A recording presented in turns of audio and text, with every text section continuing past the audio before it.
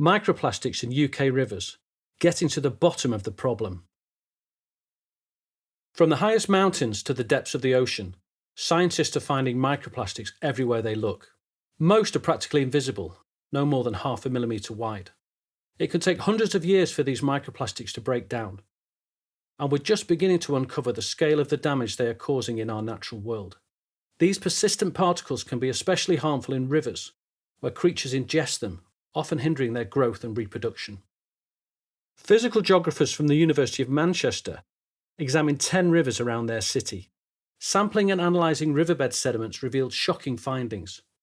Microplastics were pervasive in every river. At one site on the River Tame, they counted 130,000 microplastic particles for every kilogram of fine bed sediment. This turned out to be the highest concentration ever recorded. These discoveries took the UK Environment Agency and the water industry by surprise. How had such high concentrations of microplastics accumulated on riverbeds?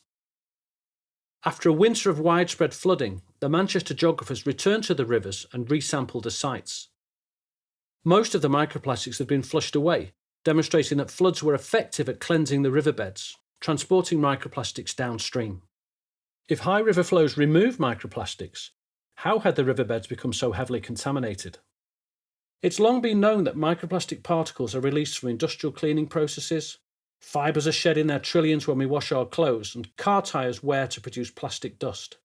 These microplastics accumulate in wastewater, and along with runoff and sewage, they enter the urban drainage network. To protect our waterways, this wastewater should be treated using processes that can remove up to 99% of the microplastic load. Untreated wastewater may only be released into rivers during extreme rainfall so that floods flush pollutants away. The only explanation for the record-breaking microplastic accumulations was illegal activity. They could only be explained by water companies routinely discharging untreated wastewater and sewage during dry weather. By highlighting that this microplastic pollution reflects poor wastewater management, the Manchester team were the first to link the sewage pollution scandal and the microplastic problem. An independent study in the Thames region, using entirely different methods, has also concluded that UK water companies routinely breached wastewater treatment regulations. Since publishing their research, the Manchester geographers have worked hard to share their findings, generating widespread media coverage and influencing policy developments at Westminster. This work helped to force a formal investigation into water company behaviour and build much-needed pressure on these companies to better protect our river and coastal environments. We must cut down on how much plastic waste we create.